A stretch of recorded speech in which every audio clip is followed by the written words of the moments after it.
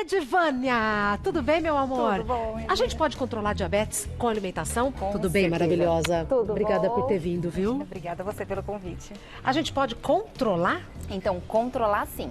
A gente hoje tem alimentos hipoglicemiantes e os alimentos hipoglicemiantes vão melhorar essa questão da redução da glicose dentro do sangue. Então, isso auxilia. Então ajuda a medicação. Ajuda a medicação. Mas, por outro lado, existe também os alimentos que são ricos em polifenóis. Então, alcachofra, os berries, cranberry, goji berry. Isso é bom ou ruim? É bom, tudo bom.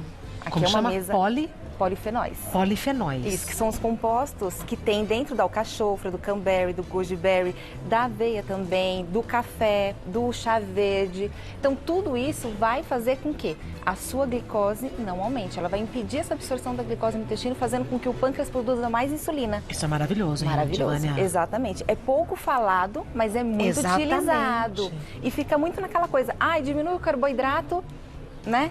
E não pode consumir o carboidrato. Pode-se sim consumir o carboidrato desde que tenha um controle.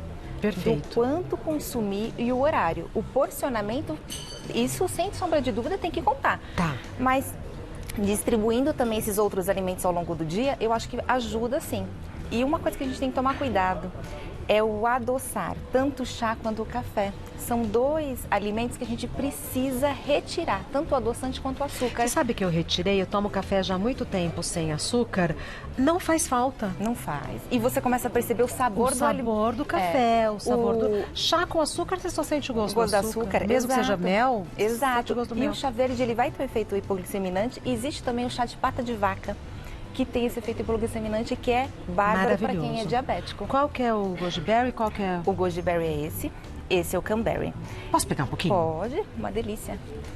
Quanto que uma pessoa com diabetes pode comer? Uma colherzinha de sopa, fracionando. Então, hoje, de repente, ele pode até misturar um pouquinho do goji berry com um pouquinho do cranberry, fracionando isso ao longo do dia, usar em um lanche. Continua caríssimo ou não? Então, já reduziu bem, porque já deixou de ser novidade, né? Então, isso acaba mudando. Agora, é interessante sempre intercalando, porque ele não deixa de ser uma fruta. Então, gostoso. assim... Uma delícia. É bom intercalar. Então, exemplo, tem a maçã, tem o kiwi, tem a pera, que são frutas que têm uma carga glicêmica baixa. E isso um diabético também pode consumir. A ameixa vermelha, o damasco fresco também é uma opção. Baixo, é baixo. Então, é uma opção para poder consumir, sim. Eu não sabia que o damasco e a ameixa... O damasco e a ameixa pode consumir, mas... Não assim, o seco. Não o seco, o fresco. Porque, na verdade, assim, até poderia o seco. Posso pegar um pouquinho, que eu adoro. Adoro. Até poderia sim o fresco, mas aí teria que ser um. Quem consome um damasco? Ninguém. E aí, quando você pensa na fruta in natura, ela tem a quantidade de água e tem a fibra, né? Com a água, vai dando mais saciedade. E um diabético, a gente tem que equilibrar a questão de fibra e proteína, para tanto da parte da saciedade quanto o controle glicêmico também. Então, usando os dois. Tá. Alcachofra. Então, a alcachofra, ela tem esse efeito anti-inflamatório. E quando a gente pensa numa diabetes, a gente está pensando numa doença crônica. Então, todos os anti-inflamatórios naturais vão ter um efeito positivo. E aí a canela, além de ser hipoglicemiante, ela vai ter também esse efeito anti-inflamatório. E dá para fazer até um combozinho. As duas vão ter um efeito muito melhor com uma diabetes. Alguma restrição para os molhos da alcachofra? Então, o diabético tem que tomar cuidado com a parte da gordura. Então, quando a gente pensa na gordura em excesso, em qualquer preparação, né? Então, de repente, eu vou fazer... Aí já é complicado, mas pensando num assado, ou mesmo in natura, um cozido, não teria problema nenhum. Restrição ao café? Então, o café, desde que você não adoce, nem com adoçante, nem com açúcar, pode consumir tranquilamente. Só tem que tomar cuidado se não tiver uma outra comorbidade. Então, de repente, ele é diabético, mas ele tem hipertensão. Então, o café... Não é indicado. Não é indicado. Aí ele é um estimulante. Então, tem que ser observado também, porque vai muito da tolerância. Às vezes, a pessoa tem uma tolerância boa com café. E aí, nisso, pode ir consumindo tranquilamente. Batata doce? Então, a batata doce, diferente da inglesa, ela vai ter mais fibra e mais proteína. Mas não tem muito carboidrato? Então, tem carboidrato, mas assim, vamos pensar numa batata doce ou num pão? Batata doce. A batata doce. O pão, eu sempre oriento o paciente a fazer o pão, por quê? Se a gente não prepara o pão, o nosso pão tem muito açúcar.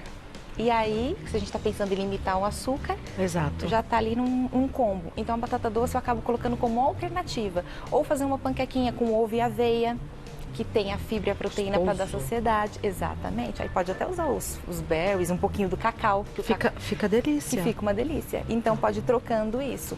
Agora, quando a gente pensa na batata, a única permitida é a batata Yacon, porque ela tem muito fruto-óleo-sacarídeos. Exatamente.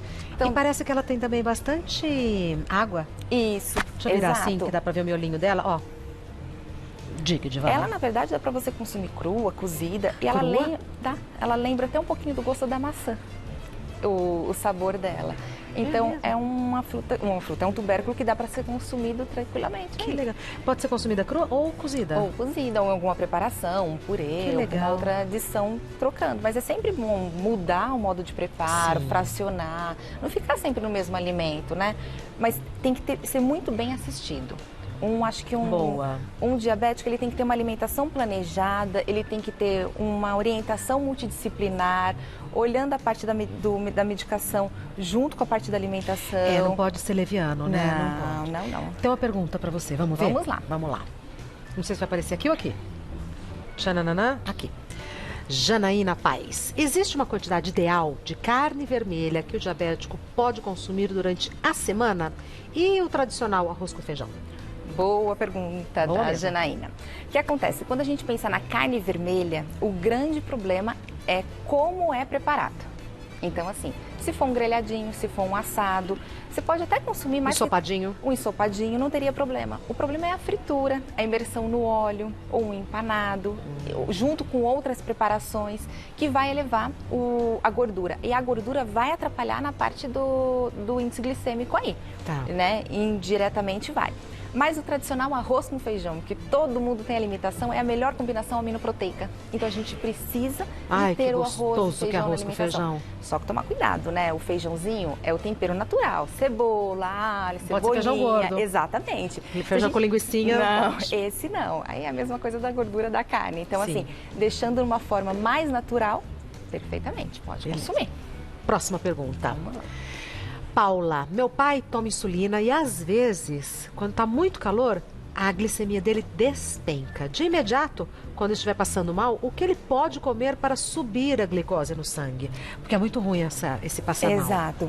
Então, Paula, boa sua pergunta, só que a gente tem que tomar cuidado, porque assim, às vezes quando está muito quente, o primeiro sintoma da desidratação, ele pode levar, né, essa queda, mas é pela desidratação e não necessariamente pela hipoglicemia. Então, assim, tem que ser monitorado isso de uma forma correta. Mas, se for pela glicemia mesmo, o mel, melado de cana ou diluir na água um pouco do açúcar, porque ele não pode ter essa queda. E isso é muito prejudicial. Então, assim, é sempre bom o doce mesmo. Nessa hora não tem o que controlar, não. Pouquinho, né? Um pouquinho, mas não pode deixar despencar, não. Boa. Mais uma pergunta, Sofia. Afinal, é mito ou verdade que mel de abelha ajuda a reduzir a glicose no sangue? Boa, Sofia. Sofia, é mito. É mito. Na verdade, assim, o mel de abelha não vai reduzir. Ele tem uma carga glicêmica alta. Então, assim, você realmente só pode consumir nesse caso, que se despencou a glicemia. E é uma colherinha, né, imagino? Exatamente. Então, assim, o mel a gente utiliza para quem pratica atividade física, né, tipo, que precisa desse aporte calórico. Mas um diabético, não, isso tem que ser muito controlado. E o mel eu coloco aí na restrição. Eu sempre deixo adoçantes naturais para um diabético e não uso nem o mel, nem o melado, nada disso. Exatamente. Nada disso. Edivana Soares, além de linda, é nutricionista clínica e esportiva. O site da Edivânia, estimanutricão.com.br é o site, estimanutricão.com.br. O Instagram da Edivânia, @EdivâniaNutri. Edivânia com demudo, Edivânia Nutri. Simples assim. Meu amor, tava com saudades. Você sempre vem em gravação, né? Poucas vezes você vem quando é ao vivo. Pode vir, mais. Você sente diferença? Tá com a mão gelada, você sente diferença quando é ao vivo ou gravado? Então, você deixa tão à vontade que pra mim é tranquilo. Bom. Não fica nervosa não, né? Não. Das duas formas, você deixa a gente bem à vontade. Isso é muito gostoso. Parece que a gente tá com um paciente na frente, contando, explicando. Isso é ótimo. Que bom. Obrigada, adoro quando você vem, viu? Também. Vai com Deus, meu amor. Até a próxima. Até a próxima.